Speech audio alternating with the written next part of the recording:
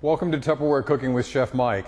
Today we are going to India and we are going to make a fabulous lamb and potato curry. It's spicy and full-bodied and it's going to be served over rice. And one of the things that I love about these Indian curries that are spicy is the accompaniment, which is known as a Raita.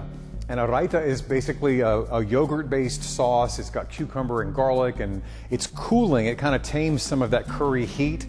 But we're going to start with that first because it needs to get nice and cold to tame down that curry. And one of the main ingredients in this particular raita is cucumber. And I just wanted to sort of give you a quick little lesson in cucumbers. Not all cucumbers are substitutable with each other. For example, this is a pickling cucumber, and it is really not suitable for anything else but pickling. It's not very great putting in a salad. But it's good for pickling because it holds its texture. That's why the pickles are nice and crunchy. This is what everybody would think of as a cucumber. This is a salad cucumber or a garden cucumber. They're usually covered in a real waxy film to keep them from getting damaged in shipping. That's my last resort for a cucumber because they tend to be very watery and have a lot of seeds. This is an English cucumber, also known as a hothouse cucumber, because they're usually grown in greenhouses. This would be my first alternate choice because the skin is thinner. These also tend not to make people burp, which unfortunately is one of the side effects of a lot of the cucumbers, but still not my favorite. This is my absolute favorite cucumber. This is a Korean cucumber.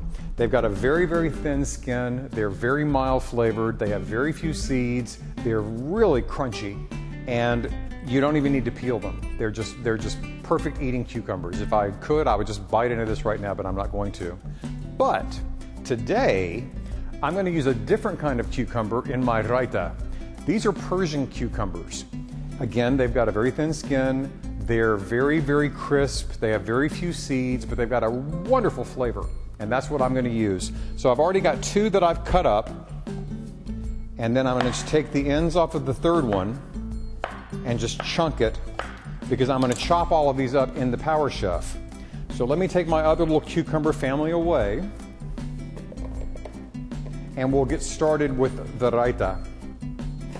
So in my Power Chef, I'm going to take 2 cloves of garlic and some scallions that I've just cut into chunks.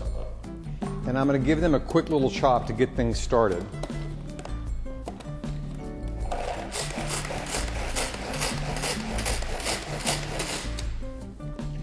To this, I'm going to add half of my cucumbers, and the real secret to this particular raita and why it's so cooling, I've got a big handful of fresh mint and a big handful of cilantro. And I'm going to chop all of those up before I add the rest of my cucumbers because I don't want this completely smooth. I want it to have some texture. Shake it up a little bit. There we go.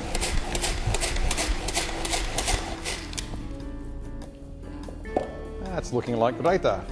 Okay, now I'm going to add about a tablespoon of cumin and about a half teaspoon of cayenne pepper. So it's cooling, but it still has a little bit of a bite. Now I'm going to add the rest of my cucumber. And I've got about 2 cups of course, full-fat Greek yogurt. You really want to use the Greek yogurt. Don't use one of the domestic brands because they're way too watery. I want this to have body. So I am adding just plain, unflavored, thick, full-fat Greek yogurt. And now we're going to spin it up.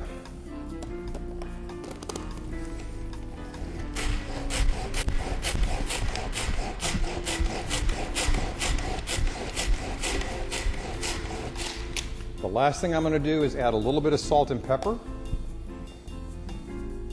because with that much yogurt, it can definitely take some salt. And just a little bit of black pepper. Okay, one more spin. And then we'll get this into the refrigerator so that it's nice and cold, because we're going to need this because this curry is really spicy. Okay, that's it. And I'll be back in a moment and show you how to make the lamb and potato curry. Okay, our raita is now chilling in the refrigerator, so it's time to get ready with our lamb. The first thing I'm going to do is add some garlic and about an 1.5 inch long piece of fresh ginger to the chop-in prep, because I want these chopped up very finely.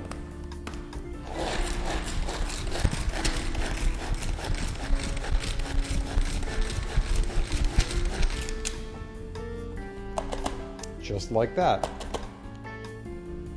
Okay, I'm going to get every last little bit. And then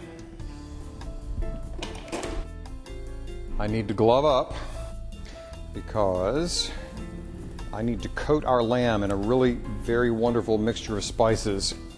I've got ground coriander, I've got ground cumin, I've got cayenne pepper, I've got curry powder, and it will be a thing to behold.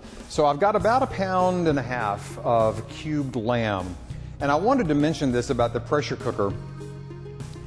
Cheaper cuts of meat like lamb shanks or leg of lamb, things like that, even beef, they are much better suited for a wet cooking method or being cooked in liquid. They're not great for grilling because they tend to get really tough. So that's why the pressure cooker is just brilliant for these kinds of things. You can spend less money on a cheaper cut of meat with so much more flavor and yet get all the tenderness from the pressure cooking. So I'm going to add the lamb right into the pressure cooker. And then I'm going to take my spice blend, which I've already mixed up ahead of time, and just sprinkle that over. Now you'll see why I need the gloves. I'm going to coat the pieces of lamb in the spice mixture. Let me take these off and then I will show you what it looks like. So now they're nice and coated. This will be like a dry rub if we were doing pork barbecue. Then to that, I'm going to add my chopped ginger and garlic.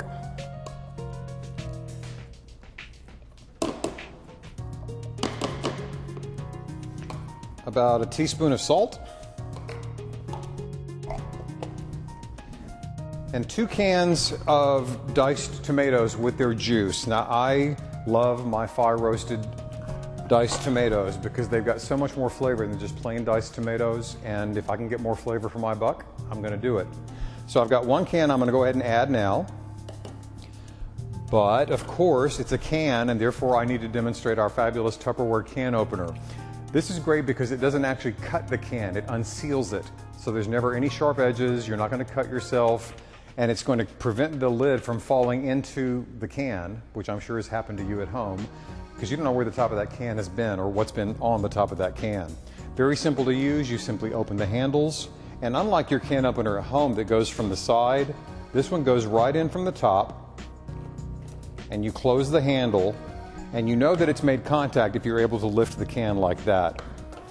This is also really good for left-handers or right-handers because you can go either way, and it doesn't require a lot of force. Now I'm going to turn this until it clicks. Sometimes it'll click, sometimes it won't, so let's listen and see. Of course not. But you'll be able to tell when it's gone all the way around because it becomes very easy to turn.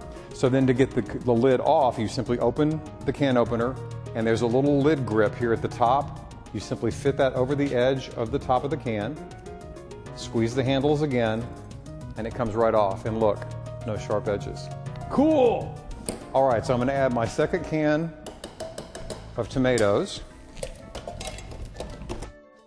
and just stir all of this in. I want to get all of that garlic and ginger and tomato mixed together. And the tomatoes are going to be my cooking liquid. Remember, in the pressure cooker, whatever you're cooking needs to be covered in liquid. So in this case, the tomatoes are my liquid.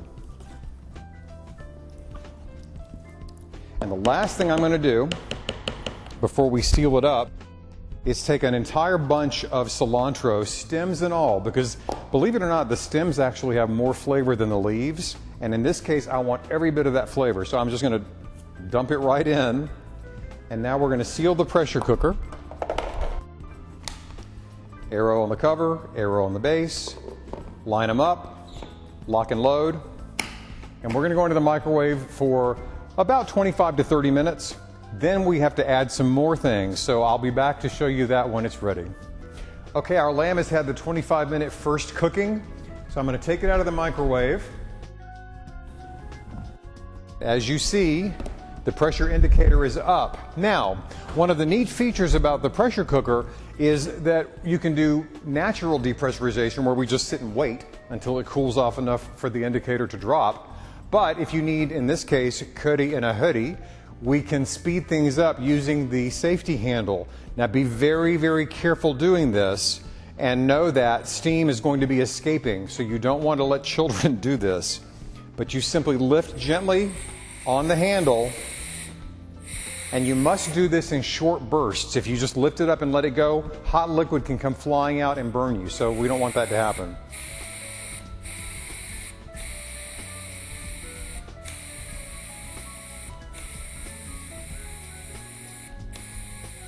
Now, because this recipe has two separate cookings, it's okay to do this because it's going to finish cooking the second time.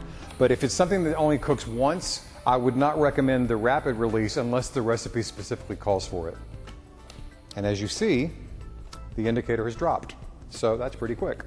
So now we'll open her up away from myself because I know this is going to be very steamy. And as you can see, it's actually boiling. So now all I have to do is add another teaspoon of salt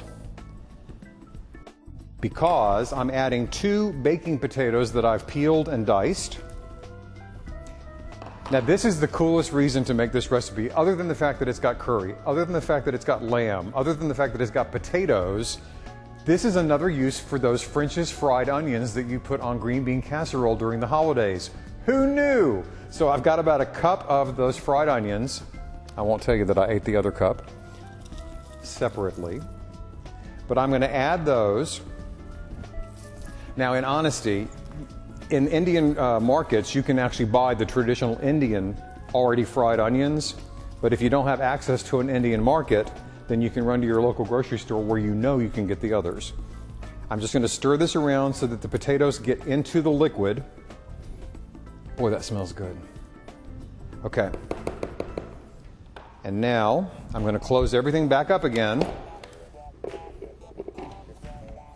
Lock and load. And now back into the microwave for 20 minutes and then it's done.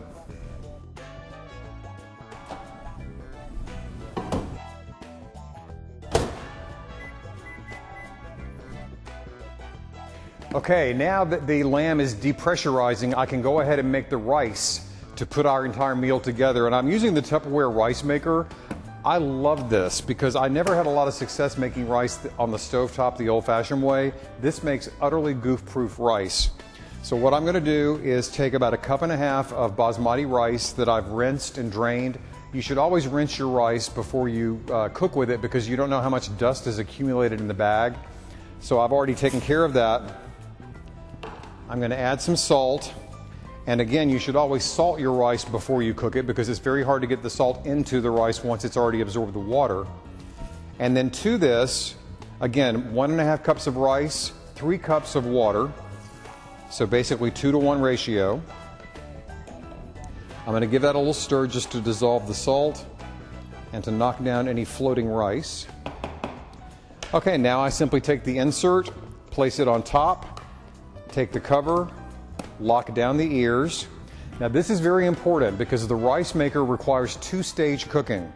Most people don't know that their microwave can do anything besides be on or off, but you actually can adjust the power level on most microwaves. So we're going to start with 5 minutes of cooking at full power, then we're going to do 15 minutes at 50% power.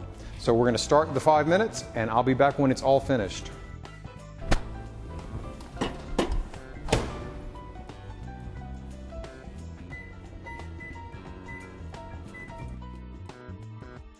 Okay, the last part of our curry involves garnish, right?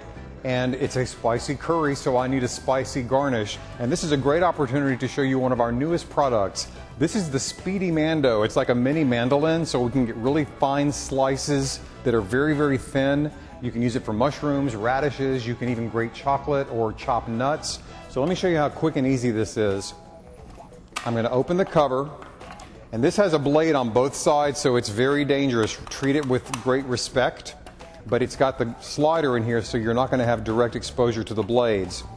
I'm going to take my 2 jalapenos, and I'm going to trim off the ends and then cut them in half crosswise. And I'm going to leave the seeds in there because it's my lamb. Now I'm going to take 2 of the pieces of jalapeno and put them down inside the Speedy Mando. Now what's really neat about this is I can actually slice these right into my serving bowl. If you notice, there are these little ridges on the bottom of the Speedy Mando, and those are designed so that this can fit over any size bowl. So I'm going to take my little bowl, get the Speedy Mando centered on top, then I'll take the hopper, and I want you to see just how quickly and thinly it will slice these jalapenos. Wham! Got beautiful sliced jalapeno, paper thin so they won't be too hot, but they'll make a beautiful garnish for the finished curry. Okay, I've waited for this moment, and you may have waited for this moment, but it's time to assemble the curry and eat it. So the rice maker is done. Remember, this was 2-stage cooking. We started it with 5 minutes at full power and then 15 minutes at 50% power, and that's just what has finished now. So to open this, simply lift the ears and remove the cover. Now remember, this is really hot and full of steam, so open it away from yourself, as you can see, and look at that. Perfectly cooked rice. Now we can eat. Now let's take a look at the lamb. Pressure indicator is down. Open it up. Hot and steamy. Okay. Now I have a serving plate. And I'm going to put this all together. So I've got my rice, which is, it's perfect. I love this rice maker. It absolutely does not fail. So I'm going to spoon out some rice. Now I'm going to get a generous ladle full of this amazing lamb curry with all of those spices and the potatoes. And remove the stray piece of cilantro. It tastes fine, but it doesn't look that great on camera. A little bit more of the potato and lamb.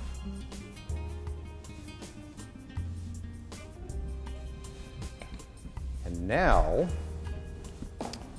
our wonderful cucumber and mint raita, because we need to tame some of the heat that's in the curry. And you can serve this either way. You can either put a bit on the side as an accompaniment, and that way you can get a little spoonful or forkful as you eat it, or you can just spoon a little bit over the top. This is wonderful stuff. And now we've got the jalapenos that we sliced, paper thin slices using the Speedy Mando. And I'll put a few of these on top. And then the last thing, because I love my cilantro, is just a little sprinkle of some freshly chopped cilantro.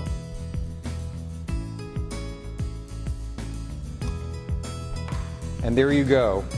Curry in a hurry, literally, using the pressure cooker, the rice maker. This is absolutely delicious. Thanks so much for watching, and remember, you don't have to be a chef to cook like one with Tupperware.